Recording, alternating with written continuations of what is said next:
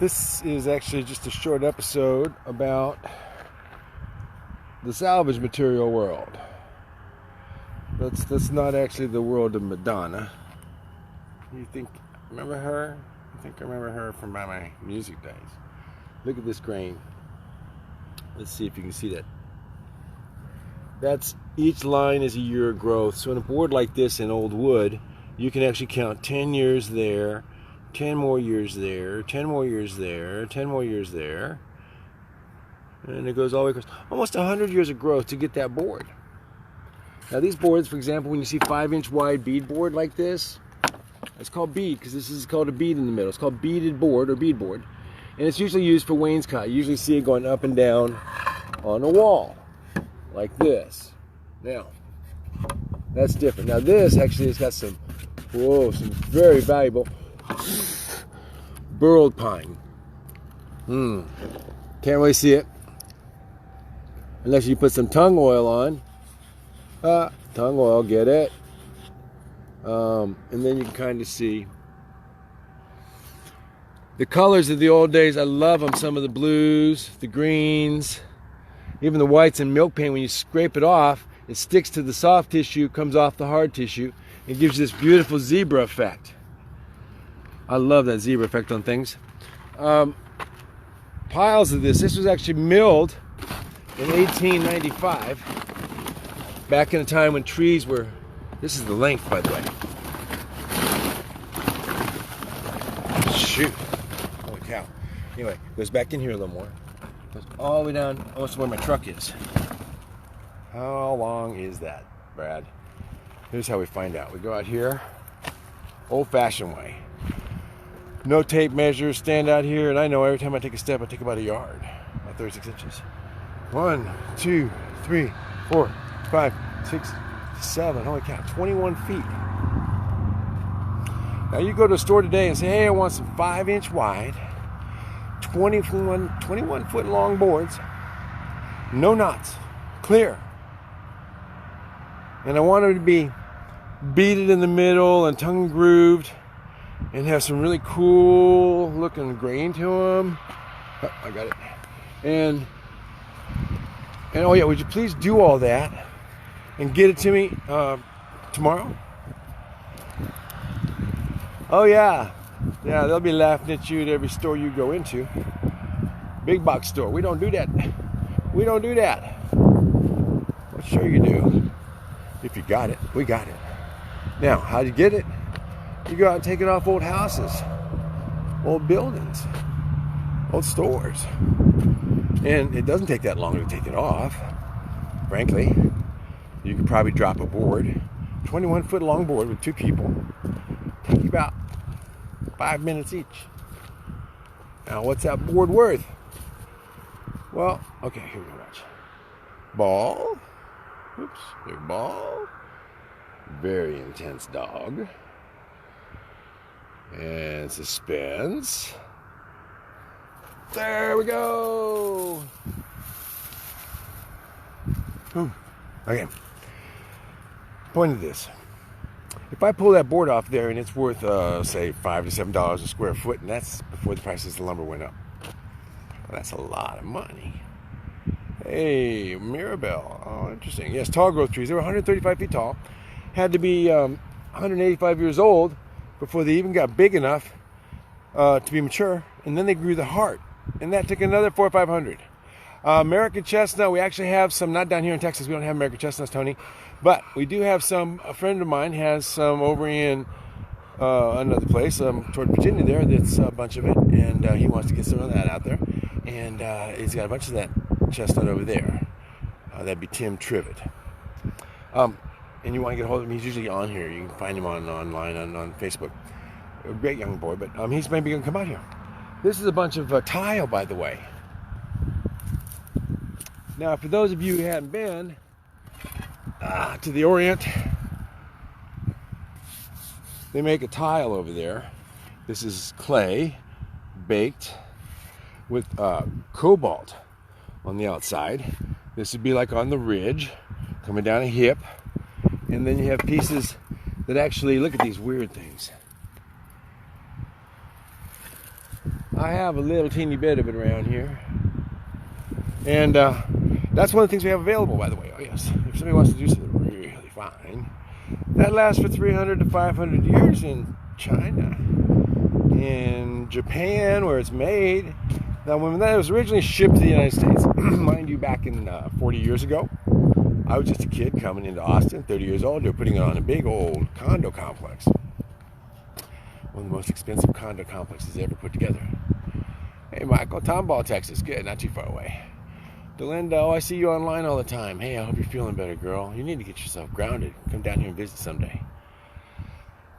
This is a little bit more. That's all the trim, end pieces, all that stuff. Yeah, it seems at one point down the road, 40 years, they got bored with that color. You know, it looked like Saint-Tropez with the white walls and the blue roof and the condos, which means you get one little condo unit and whoever has most of it gets to vote. And they decided to paint it, and thank you, I'm so happy they did. But the problem is they picked a color that didn't match. Didn't match the roof. Mind you, it's a condo complex on the side of a cliff kind of thing on Lake Austin. And they painted that mauve over that kind of ugly color. I don't like it either. But they decided to paint the building that way. It didn't match, so they decided to take off that $750 per 10 foot by 10 foot area stuff with all the trim and replace it with some American-made concrete tile that'll break in a good hailstorm, which we just happen to have a few of those down here. The wisdom of the people that figured that one out, I don't know, but fortunately, somebody had to haul it all away and take it away and get rid of it for them. And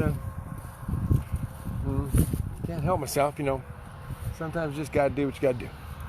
But if anybody happens to want some of that, I happen to have a little extra that I'm maybe not going to use it all. These are bricks, not really bricks, these are pavers. Check these out, man. 1901, May 21st. Oh, this is going to be backwards to you guys. I'm sorry. I forget I'm on the camera does backwards on one side. These are, say on front of them, 1901. They're out of Missouri. I brought them in.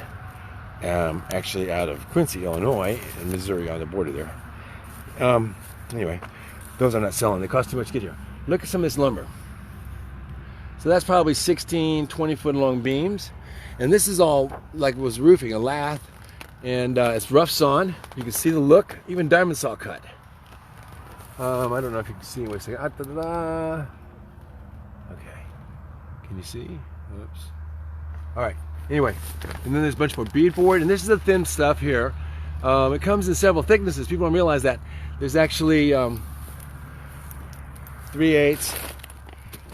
½ inch, 5/8, 3/4, and then double-sided, double beaded, which means it's beaded on both sides. And that's supposed to be covered up. And then there's also, see, some of this you'll see is even single beaded or just flooring, 3/4 inch thick tongue and groove. That's tongue on one side, groove on the other. Luckily they use words for that actually sound like what they are. And that's how you put a floor together. And if you have that floor, you put it together using what's called, blind nailing. There we go, I got this. And the blind nailing lets you go ahead and hide the nails. All the old guys used to do that. When can you visit? Oops, when do you want to visit? Oh, look at that. Beep, beep, beep, beep, beep. Sorry about that. I'm actually here most of the time. It's the other people. Over here. Oh. I hope you can see some of this. I'm a wood snob, man. When I see curly pine, very rare actually. One board in 2,000 feet will be curly. I get kind of giddy. And then I have other stuff. Plywood. Oh yeah, plywood, $30. I saw somebody said that. $30 a sheet for plywood. And you know what? I was actually into saving plywood a long time ago. Nowadays, that's it. Yeah, pull the nails out, yes, but still, that's $20 a sheet. $20 a sheet. Luling and Gonzales. I have warehouses in both places, but I stay in Luling. The Gonzales warehouse is about 130,000 square foot still. Too much. We're trying to get that emptied out, moved out, sold. Hey, Ron. Peace to you too, dude. Thank you. This is all out of a cottonseed warehouse cotton warehouse in Cuero after the floods in '98. And that is actually cottonseed oil soaked all the way through. The Blue Moon, if you ever come here and stay in the Blue Moon, the floor is done with that, and you can actually have water beat up after almost, I milled it, built the house 10 years, 15 years ago, still saturated. More of those, I brought those in until it turned out it was almost $1 a brick nowadays, cost of transport. My very first house called the Mascot. I'm gonna get back in, the noise is getting crazy. I wanted to bring you in, actually I was going for the hardware room. Have any of you seen my hardware collection? From Newton Falls, Ohio. Wow, that's a long ways away, man. Hello, hello. Hey, hello again. Yes, I'm back up again. This is actually an informational tour where I'm supposed to keep talking about materials. Back over here, I have some that are 24-inch wide slabs. Not everybody appreciates this, so you guys get bored about materials. I got to put a building up. I took a building down over there in Gonzales. I got to put it back up again. Anybody like motors, boat motors? I got one sitting there. Need to sell it. I don't want it. Here, look at this. Now, just for comparison, all right, look at my hand. And the board's actually out here. So, to my wrist, where that bracelet is, that's the edge of the board. So that's 21 inches at least, 28 inches across. Not a short board either. Some of these boards, like this piece right here is notched. And this piece was notched here. This held the joist that went up the top. There were 14 by 14s. And this was half of the 52-foot long piece that made up the railroad roof in St. Louis, Nashville line. These are part of the, see how they got this on top? This is actually lamb beams. See this nastiness? But that's how they made the Kelly Air Force Base valet parking for the generals and everything, the officers club over there in Kelly. Before they shut it down, they spent $15 million to build an officer club that they kept about 10 years, and then they tore it down because they closed the base. And in Texas, they rent our bases. They don't own bases like they do in other states. Look at these beams. That's got to be 30 feet, 40 feet, somewhere in the 30, 40 foot range. These are some of the things I need to go ahead and probably sell. I'm going to have to use them up. And so far, I ain't got enough people to use them all up because I can't move and do and build all this by myself. So I'm having to go and get rid of some stuff. That'd be different if I'd had a family of 10 kids or 8 kids or a bunch of people to work with me without having to pay them, train them, let them go off and make a bunch of money someplace after they got all that training. But that's what we do it for, right? Plant the seeds. Oh, yeah. We're going to see how far we get. I'm going to lose possibly. Inside that room is part of my hardware collection, which is way too big. I was actually the president of the Antique Doorknob Collectors of America for 1 year and vice president for 5 years. And I got into it a little too much at one point. Anybody need an axle? How about a wagon axle? How about the harness to go with it? And this is in case you want to cook outdoors. This is going to be used for our garden. That's Nate's doing. And by using French tiles, we're able to keep from having the weeds grow up around the plants. I saw this on a YouTube video and we're doing it. This is all edible cactus. It's called spineless. And we eat it down here. It's called napolitos. And you can slice it up and just like pieces of meat in your breakfast. Woohoo! And there's one of my doors. Now, what do you do if you take a new door and put it on the front of your house or your building? Does a new door give you that impression? No, but an old door, you see the glass. Now, you can't legally do that if it were a business. Luckily, this is just my garage, my residence, my studio, but it's not a business. Otherwise, this would be safety glass. If you put safety glass in, well, you ain't going to get the beautiful reflections and all that stuff. With those, that's what was there originally. Yes. Luckily, we're not open anymore. Now, you gotta stay out there. So, what I'm going to do is show you a little bit now. Here, I'm going to show you one of my favorite things. Oh, what's the other thing? I have two of these, matched pair, of tiger oak. They would used to be in the middle between two rooms in an arts and crafts house. And then inside, for example, now here's why I collected. I don't know if I can look at that. Oh, wow, isn't that beautiful? That is bubbles inside of a piece of glass. And the baby version of that, which you can see here, look at the inside. Totally different. And so it took me a year and a half asking questions and being involved in the Doorknob Collectors of America to find out what the story was. So here we can go ahead and see. Anyway, I'll add some lighting. How's that? Yeah. There you go. Look at these. This is French. You can tell by the size of the shank on it. These are American. And that's when we had to switch over from using manganese, which caused them to turn purple, the glass turn purple, in the sun. This is a robin's egg. Yeah, beautiful. And so I have a lot of globes. You want to have a crystal ball in your house and see the future. You can do it that way. They used to have vanity knobs. This was a university, for example. Oh, there you go, see that. And all sorts of different kinds. This was all hand cut, leaded glass, circa 1830s. No electricity. Little boys 12 years old cleaning up, bringing in the coal to get the fire hot, to make all the glass. There was over 250 glass patterns. This is actually a cheaper one. It's actually molded. Circa 1900, faster, cheaper, but still looks like it's hand cut. It's not. And the same thing people don't understand is there were so many patterns prior to 1900. Goodies. The point is, whoops, sorry about that. I love old things, don't you? Let's see. Now, why did I show you this kind of stuff? Well, some people are interested. Again, changing a door out inside of a building can make it a much prettier environment. There's another one. Oh, incidentally, it's kind of trashy in here, but look at this. This is all the pieces that go with that tile. The valleys, end caps. These are fun.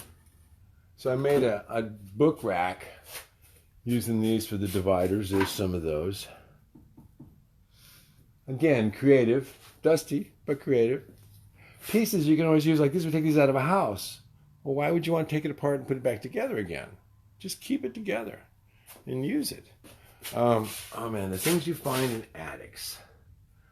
The backs of a dresser that comes the back of a desk instead. And in my place, for example, you're liable to stumble on all sorts of things. Art Nouveau doorknob, for example.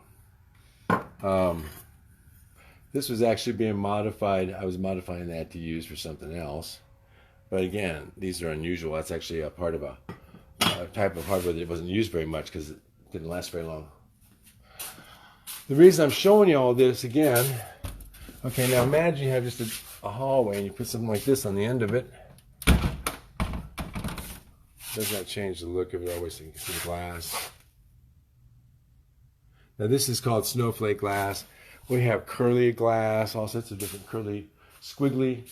Now I had made up, at one time I bought a few things, including a hardware store in order to get hardware cabinets. Now, I'm going to show you something, and I hope you can see this. For those of you that are nuts about hardware, this is what we used to have just for the doors, just for rosettes. Imagine, look at these different styles. And these are the fancy ones. All part of 1800. Beautiful patterns. Oh, now, I want to tell you something. Geez, you see it there too. Okay, once upon a time. Ooh, where's it at? Okay. Can you see here? All right. Study this for a moment. Backwards. Okay, see where my finger is over here? And then see where this pattern is right there. There's a doorknob that goes with that. Societies, cultures. Well, they're represented by a lot of different things. Symbology, symbols. Looks kind of like a sea, doesn't it? Seashells. All of them had meaning at different times. And so you might look at something and go, oh, wow, that's just an interesting design. See if I can get that lighting right. Well, it is an interesting design, but sometimes it has meaning. The one I showed you a second ago had faces hidden in it. Little faces. You think, oh my goodness, what kind of face would that be? Look at this. What's this here? A ship. Floating ship. The faces are amazing. Here's one from the U.S. Treasury. This was a doorknob. Right there. Yeah, doorknobs on the U.S. Treasury, for example. And since we had tax money, why not have them on the Board of Education for Chicago schools? I mean, after all, that's only a couple pounds, right? A pound, probably a good pound of metal. Now it'd be sold to China. They'd pay a lot, not really, but they get it, and then we go ahead and have them melted down and send us back some toys. Public schools, I mean, it's all backwards, guys, I'm sorry. Public schools of New York, just so you know, city of New York. They had lots of money back in those days, didn't they? Or at least tax dollars to go ahead and spend with their friends. Now, remember, this is the back of the knob. Now, this was done prior to 1895. The golden age of door hardware was 1875 to 1895. During that period of time, people actually treated this like hardware. Hardware was the real estate jewelry. This is cast iron with a brass band to hold it together in a very popular pattern known as an Asian Oriental sort of pattern. Whoops, there you go. Bamboo. It's called broken. There's broken leaf and bamboo. This is bamboo pattern. There you go. See it. Anyway. Why am I saying that? Remember that one I mentioned to you about, oh, here's another bit. I'm not sure if you can see in there. Yeah. You can see there's lots of things. Oh, yeah. Oh, example. It's not what you have, but knowing what you have. So I am a collector, and I actually sponsored the Antique Doorknob Collectors of America. And they came, and we had a big event, and I sponsored it in San Antonio. See this plate? That's F, actually backwards. Okay. That Sullivan was the designer of the Fitzgerald Hotel in Chicago. Now, I didn't know that, but I thought it was beautiful. So we had a convention, and all the other collectors came, and the president came with the club. He came, and all came to my store. And I had a couple of those for sale. I think I was asking like $200 something like that. He talked me down to about $100. And as he was checking out, he was so kind and told me that he'd already sold one of them for $750 before he got to the checkout lane. And yeah, I was going to keep him the other one. He wasn't going to leave it with me. And that's how I found out how much they were worth. Wasn't that nice? This is a beautiful piece too. All these pieces were made. This is called a jewelry grade brass, meaning it's got so much copper in it, it stays red. It doesn't start off yellow. It starts off red and almost reddish. There's so many things out of that period that are so incredible. When you look at what they did for just this is a doorbell puller. So what happened? What happened to all this real estate jewelry? You know, you got estate jewelry and then you got real estate that you put your jewelry on. This is a cool one. This is again, that goes up and down, lifts a chain. Oops, I'm sorry. See how that works. So that would be on the wall. Oops. And you pull it back. See, it goes that way. And that pulls a chain and it rings your bell in the old days. And there's several ways of doing that. Because everybody had doorbells, didn't have electricity to speak of. You had chains, and the chain then would pull. Here's another sweet one here. You can see that little nodule sticking out. Ding dong. When I talked about this is when you used, can you see this? I see. See the purple? Okay. They turned purple over time in the sun because they were using manganese at the time as a lubricant in the mold before they switched over to selenium after the war because the Germans didn't want to give us any more of their selenium. This is actually an entire set for a screen door.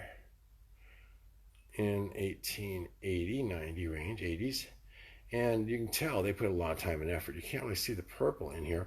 But as the sun glows, the ultraviolet causes it to turn purple over time. There's a few things in here. The purple, a lot of times you could cheat. That's what one company did. At one time, they started putting all the old knobs. Oh, here's one. This is actually a starfish. There we go. And so they would put them into the strawberry sanitizers, because they put strawberries in ultraviolet, and cook them. It's called cooking the knobs, and get them really purple, and made a lot of money off of that. I do have a few more doorknobs. Now, oh yeah, I want to get back to this because this is pertinent. In a time when craziness can happen, I want you to look at something and understand. Radicalism has gone around a long time. This is a doorknob, circa early 1900s. What's wrong with this doorknob? In a time when they were not considered bad, nothing. Let me see. Look at those hats, those hoods, with the eyes cut out and the tops bent over. Well, that would just make you wonder. Hidden symbology? Yes. Now, that was considered to be a respectable organization one time. A lot of things that symbols have meaning. And right now, what's happened is we bastardized a lot of symbols, bastardized them. The Nazi swastika was actually a symbolic symbol at one time in the Indian culture. And so he used things that were supposed to be good to go ahead and represent bad. I just want to give you a cruise on, look at these concave knobs. The inside's all done. Some of these, like this, these are like, it's called a Colombian style with little fox heads on it. Inside, outside knobs. Prior to 1900, there was 5,000 styles. I have a bunch of these A's. I had them because my son's name was Adam. And I have a lot of extras now. All of these doorknobs, some of them were made back in a time super valuable. These are pocket doors. Hardware for pocket doors. Hardware for the astragal locks, for moving the door that stays closed up and down. You move that up and down, and it moves the lock that keeps it closed. All that done with so much flair in the old days, so much style. There's literally, when you look at the periods of how they did it and how complex it was and how pretty it was. Hey, there we go. Maybe that'll help. Does that help? Okay. It gives you an idea that there was a lot of diversity. Why am I bringing up diversity? God, our country needs diversity. In here you'll see glass knobs dating back to the 1800s, hand cut, literally molded and put together with silver inside of them that hasn't seen the light of day. And literally, in the sense of no water's been in there and caused it to tint. This is cut into the top. There was 250 different backgrounds and styles, knobs that were egg-shaped, they're jewel-shaped, they're rounds, they're swirls.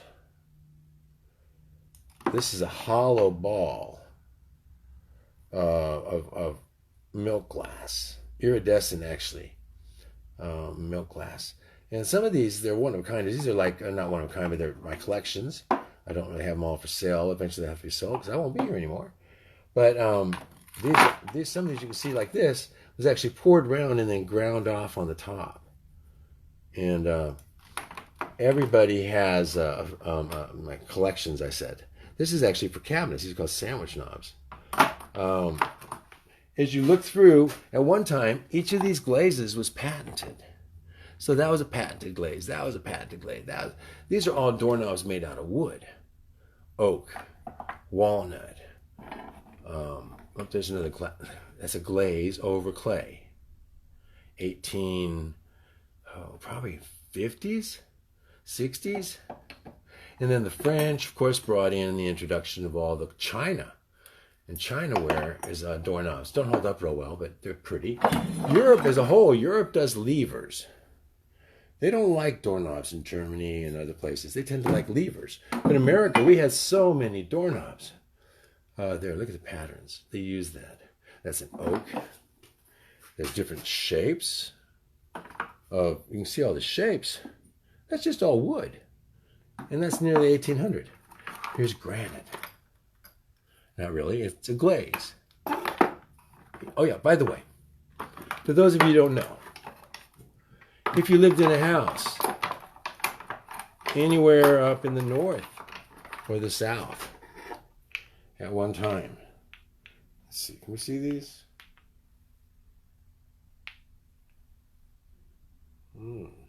See that? Different colors. Black, brown, white. Now, why did I pull those out of there?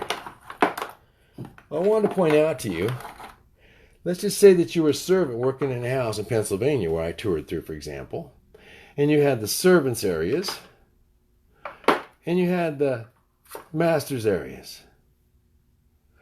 What do you think they used to distinguish who went where and where you weren't allowed to go? Code. Symbolism. Keep your place. Keep your mask on. Don't enter here without gloves. This is just pocket door handles. These are all for doorbells. You can actually take a modern, cheesy-looking doorbell with a black button, put it behind here, and still be able to use it. And have some really cool-looking doorbells. Stuff like that. Now, this I personally don't like. This, somebody shined up an old doorknob and put some urethane on it, made it all pretty. Some people got to have it that way. So you put urethane on it, it stays that way for a long time. And I personally like a tint. This is actually later on when they started pressing it. It's called a wrought. Wrought means they literally press that pattern into a piece of metal as opposed to cast it. This is 1890s in bronze. And it's damaged. It's not even collectible because it's got a big old dent in the back. 1890, I was close. Yeah, and then that's in bronze. So that's really hard. And this is a cast iron version. Really dirty. Cast iron was what they did, so you still had a fancy knob, but for poor people that wanted to look rich. Ah, man, oh man. Just think. Everything was matched up in those days. Sets, and people could afford to have houses that were just full of the most incredible stuff. Now, if you go back far enough, 1860s, 70s, look at some of the stuff we made. I love these because this one you can, just for the bathrooms, just move in and close it. Don't have to have the key. And you can have a key. You can have that. And then this also has a spring over here that you can change out using a leaf rake tine and make that all usable again. Can you see that? Yeah. Beautiful, isn't it? That's a bronze wash finish over cast iron. Some of the stuff that you see, oh goodness, talk about old. This is a little newer, slotted screw, but so it gives you some age. But look at that.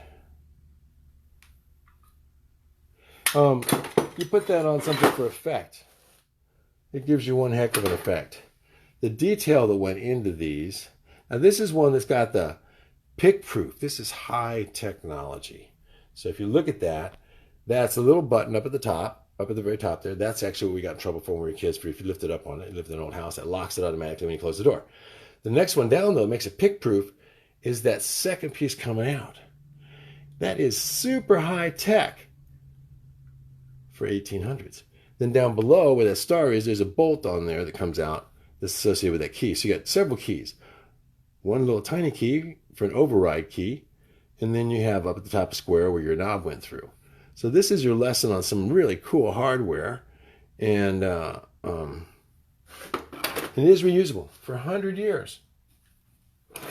Early. Okay. I'm sorry. There we go.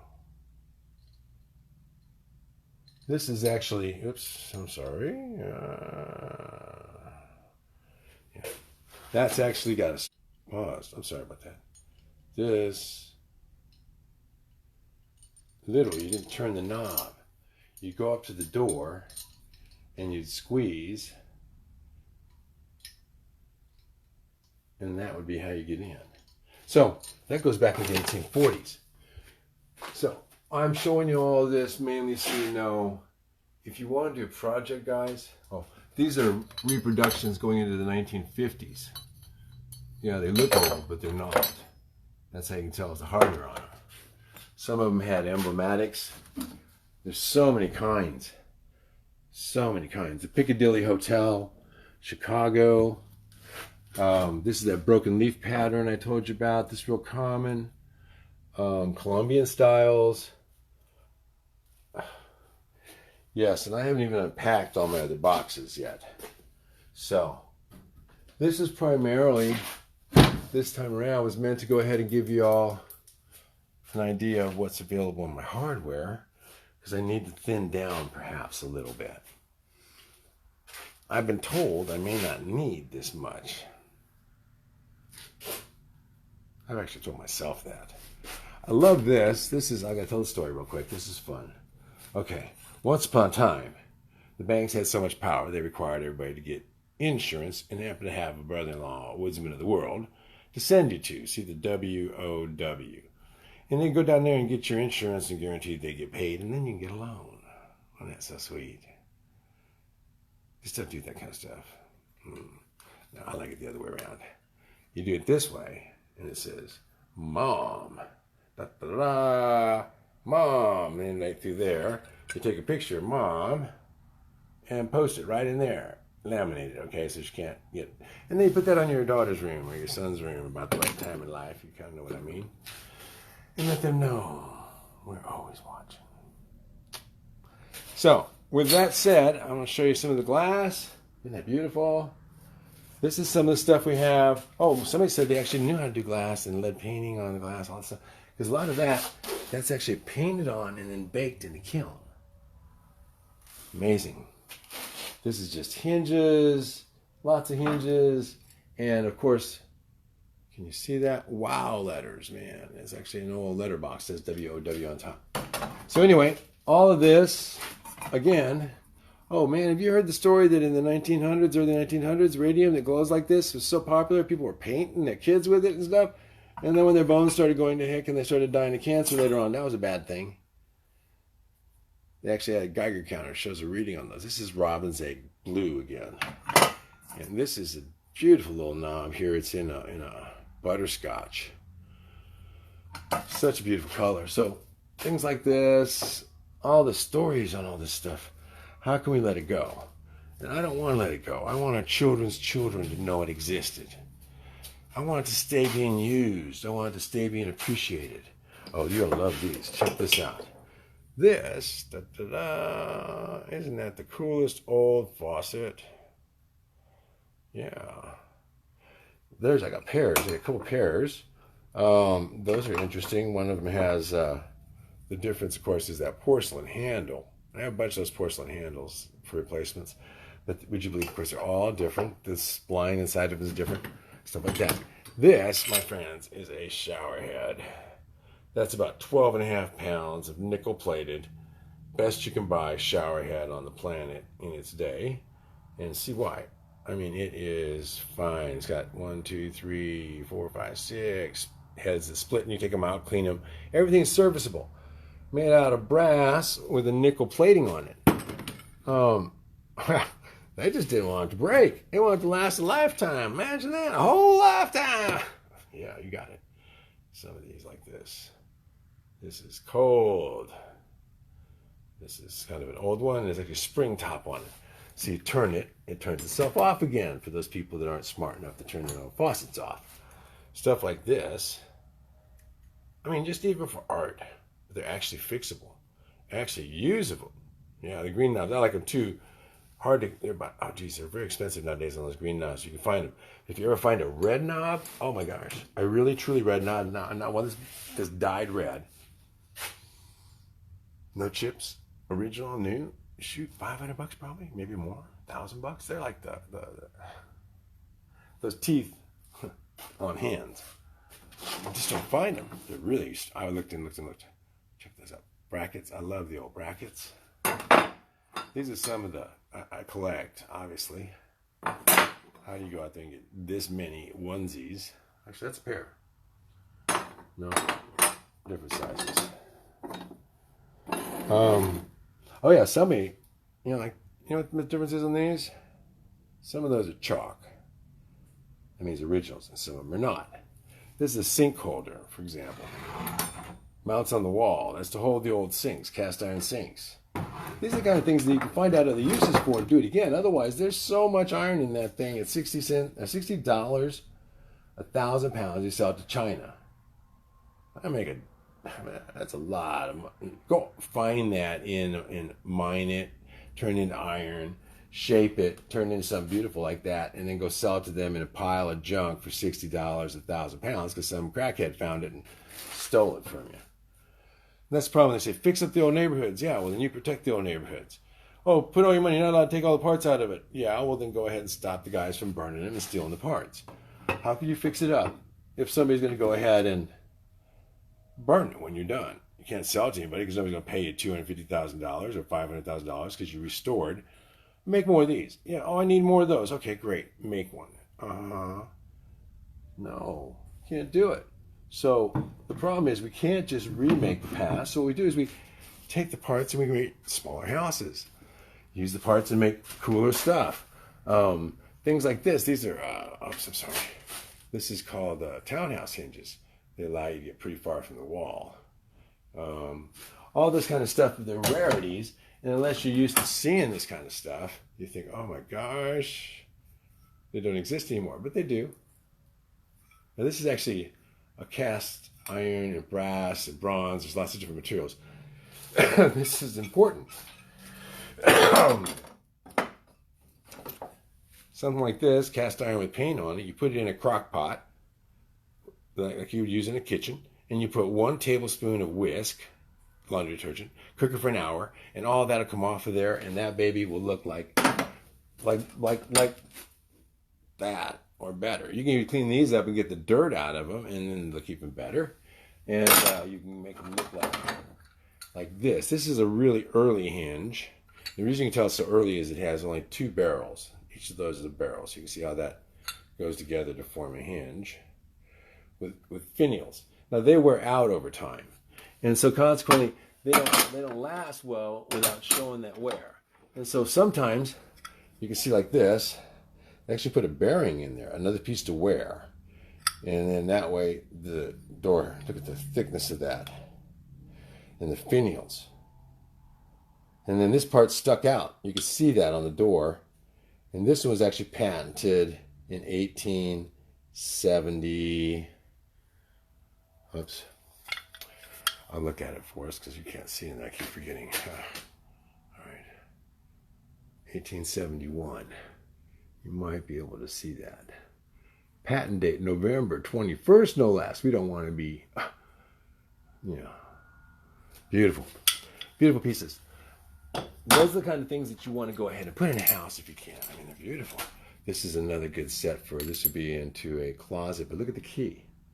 It's a tiny key. This would typically be more for a wardrobe, but that's a pretty darn heavy duty wardrobe. Made out of a brass machine, you can tell by the way it's been cut. Incredible piece there, solid brass. Expensive, nobody does this anymore. Can't afford the materials. So if you want to do some fun stuff, you can buy this kind of stuff for much less than you can make it for, and you can buy copies, but they're not going to be made as nice. And so whether it's door plates for your doors or kind of crazy stuff. Like this. Isn't this beautiful? Now, what are you going to do with that? Anything you want if you own it, but that's made to mount through the back. Half of it is just being able to make cool stuff. Oh goodness. Now, sometimes you run across things you just can't be without. Stained glass, etched on it, a pattern. I've got 2 of those and the door that goes with them. You get into the old glass like I do, and sometimes, let's see if we can do this. Old stuff. That stuff is American versus overseas European glass. European glass isn't near as nice or worth as much. This and this side. But this side you see the jewels. And it's those jewels that make it so valuable. And this is American glass again. Oh, isn't that beautiful? It almost looks like a smiley face. frowning face with red eyes.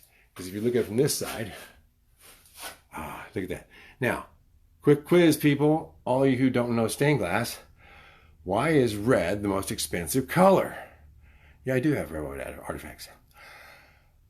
Red is the most expensive color because you have to add gold to the molten glass to get it to turn red when it congeals, when it cools. And so you want to drop your golden wedding band in there and tell your wife you gave her some red glass. It should just be thrilled. No, maybe not. Not if it's a wedding band. Pick some different gold. My advice.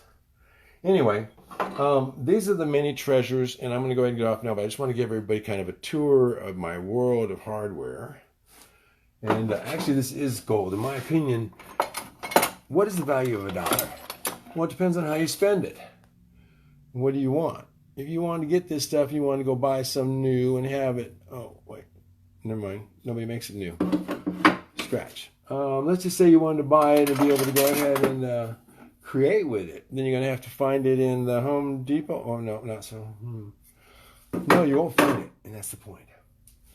These are off of the old wood-burning stoves. I have about 300 of these feet. If you bolt them on or put them onto something else, you can use it for a lot of things. But I must have different kinds, at least lots of threes. Tiles for doing showers. I've shown you those before, but they make great tile shower coverings on the wall. And you can take them off, put them on again, use them again. But all this kind of stuff again, salvage, salvage, salvage, salvage, salvage. Please, guys. Today's tour, lecture, story, video, what do you want to call it? Political free journalism? No, I'm not a journalist. I actually was, and I dropped journalism to become an English American Lit major because I would have had to drive over to the other campus in Tampa. I was living in St. Petersburg. If you can see this, let's see. Okay, yeah. Okay, what you have here is fireplace mantle. Wait a second. And there we go. And these are fireplace mantles, including the bottoms. And what I did on these was to go ahead and add a mirror on the back, wood at the bottom.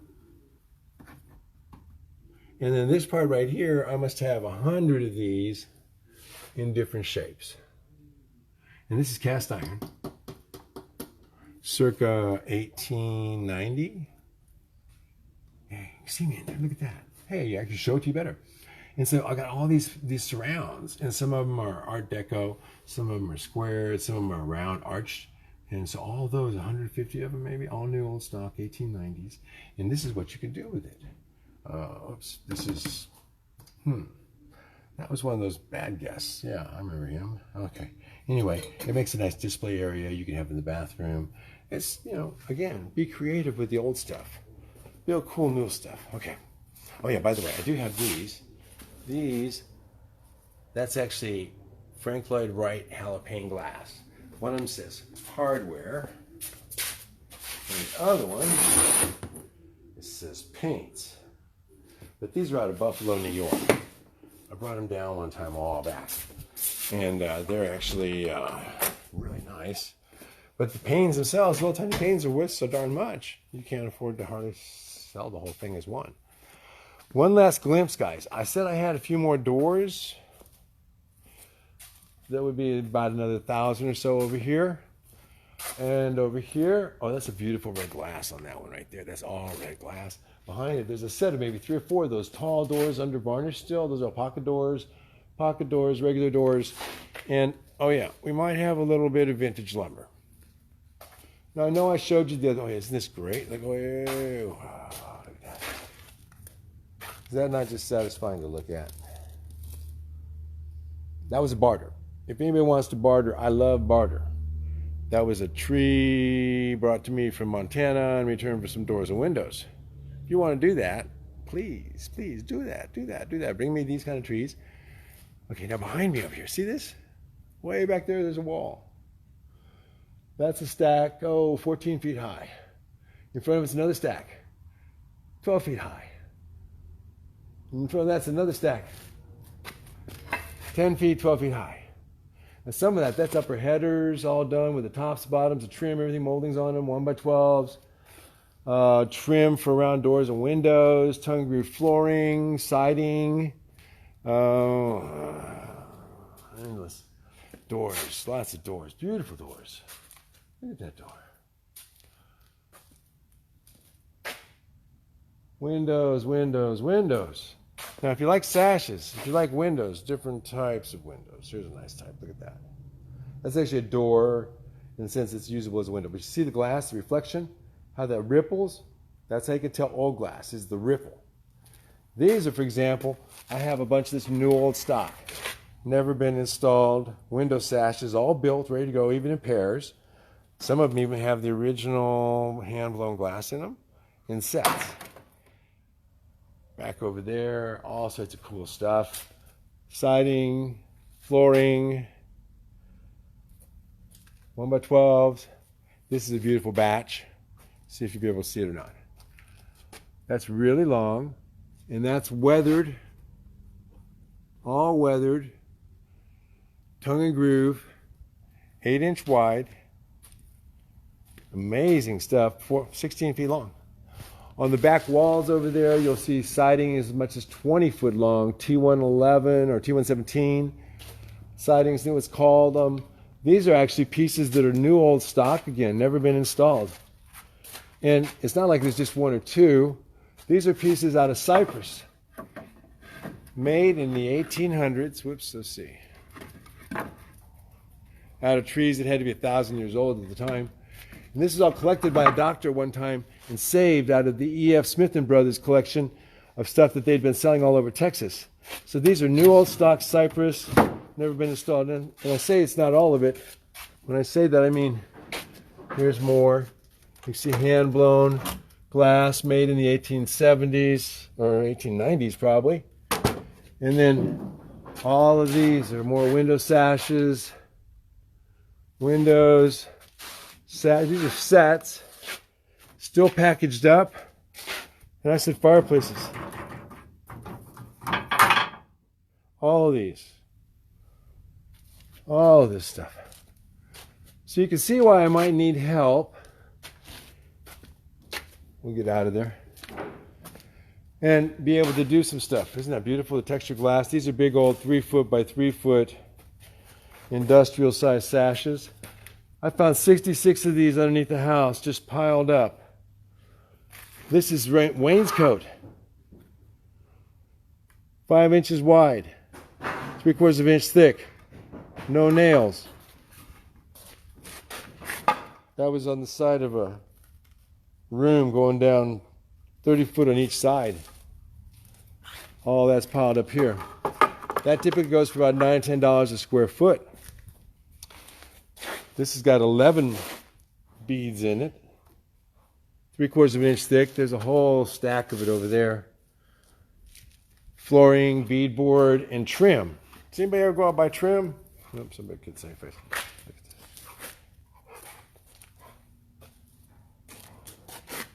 Look at all these. Anybody got any ideas what you could build? I'll bet you do.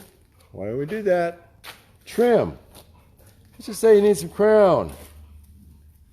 Or you need any kind of trim. Any kind of trim. Narrow oak flooring, thin. Porch posts. Or hey, how about entire stair sets? Or that's the good stuff. That's double-sided, double beaded. Both sides are beaded on both sides. Inch thick, tongue and groove. You can build a wall just by standing it up, putting it together. Heads, tops of headers, all this stuff. So, wow. Right. That's it, guys. Hey, look at that. End of a house. Easy. That's all you can handle. I know. I went too long again. But you do have an idea, at least, of what treasures are here. Look at the textures. Barnwood. Lots of barnwood. I must have a couple linear miles of barnwood. So, we want to go ahead now, after being out of business for a few years, you might say, just mothballed. We want to come back to life and get rid of some of this stuff so we have some room. Incidentally, that is a stairwell starting from there, popping up over there. It's all to code, 7-inch risers, 12-inch treads, 42-inch width actually, so it actually allows for you to use it for commercial application. What cost you $10,000-$15,000 to build it? You can buy it for maybe $5,000 or $6,000. There's a whole counter, like in the old days in the soda bar, when they had short people. So that needs to be picked up a little bit to be comfortable. All these things I want you to go ahead and share in. How do I say share in? I want you to go ahead and come up with projects, and if you want to, I'm going to finance your projects by helping you get these materials on your location. And then once it's on your location, you'll be able to do stuff and pay me back. And not have to pay any interest. I don't believe in interest. You can tell I got a few things. And so my feeling is, if I can help make all of your lives better by sharing in some of those things, then I want to do that. I want to make it possible for everybody here to be able to build their own house. Ooh, blind y'all. So if I can do that and get you into building a house out of salvage, all American, no toxins. Look at those doors. Oh, look at that beautiful top on that. If I can get you all to do that, wow, what a blessing. These were church pews, 16 inches long, square nailed, with a railing, 16 foot long, no knots. That's the back of the church pews over on San Bernard. It was a Methodist church, been around for 120 years. And they wanted to get rid of all the pews, and I was more than glad to volunteer to go buy them for a very reasonable price. Over here is a ticket window out of a railroad depot.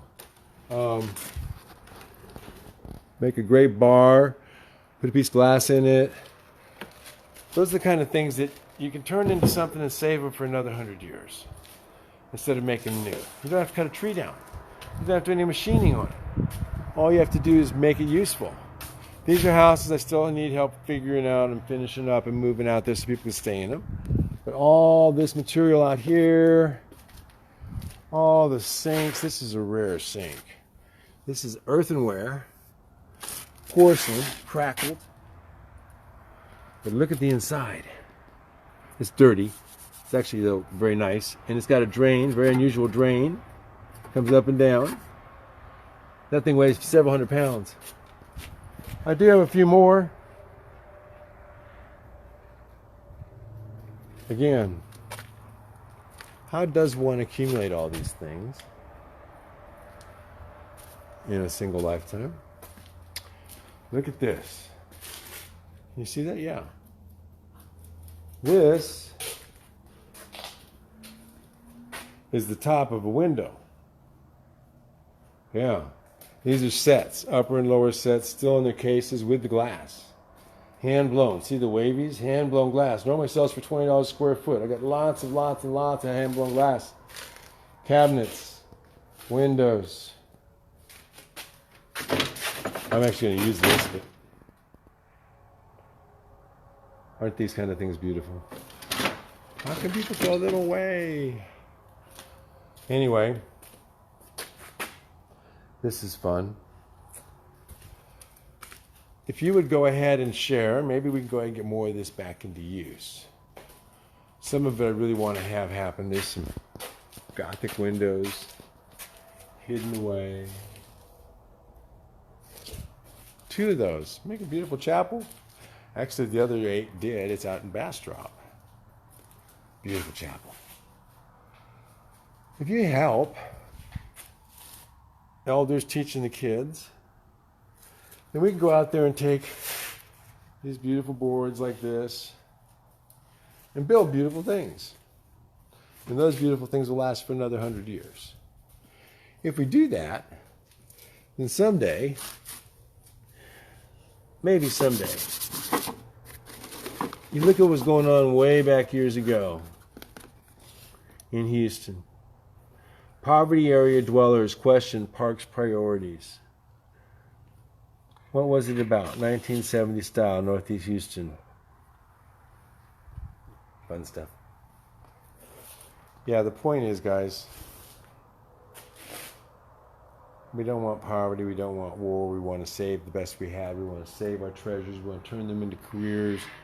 We want to turn them into houses. That's what I'm here for, guys. It's been way too long. Karen, you're on the right track. Thank you for telling me, too. I need that sometimes. I quit building because I didn't want to be an employer that had everybody hitting them. Either the employees hitting me up, want me loaning money for no interest, breaking my tools, stealing my tools, taking 1.5 years unemployment from me for 6 months of work that they failed at, but I didn't document them good enough. My son passed away. That was 10 years ago.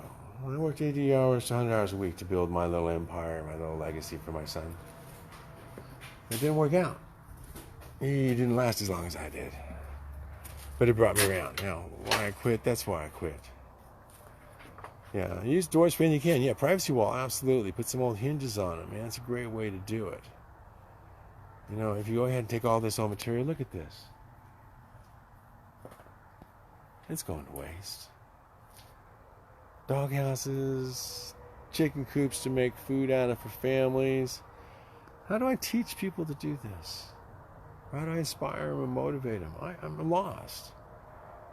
I've been trying for 15 years, and sometimes, although I know it's not always true, because I get, thankfully, people telling me this, that they are doing stuff.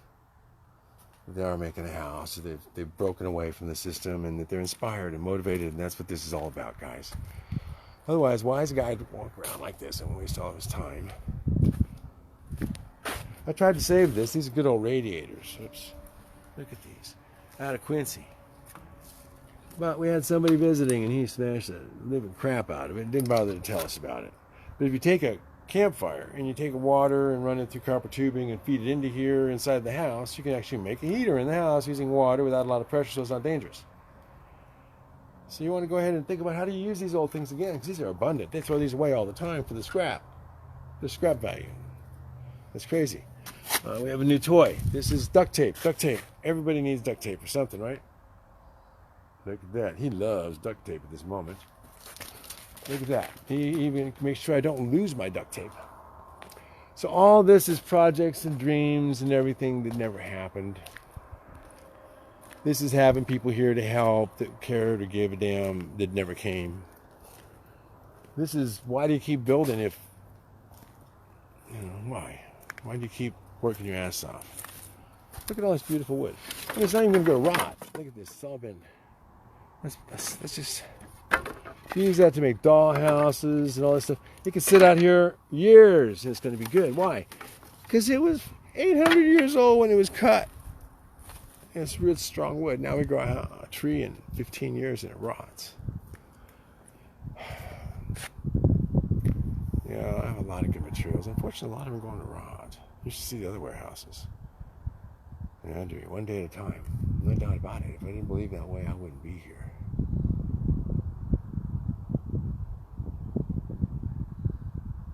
But I will say this. The days do go fast. So let's just go ahead and finish up. And one of these days, maybe we'll get a chance to have you guys all over here and visit. Walk around the place. Get a chance to see what we can do with old plowshares. Weapons into plowshares. Plowshares back to weapons. It's a cycle. But we try to use the best of the past, not to cut and kill, but to build. Join me. Share. Pure Salvage Living. And don't forget about Wibblery and Wub. I hadn't mentioned it much. A world union of beings trying to make this all happen together. I bet we could do it. The trick is, what is a human being these days? Are you being everything you can be? Thanks. Love you all. Yes, I agree. Let's get to work. Gerardo, it's not the talk, it's the walk.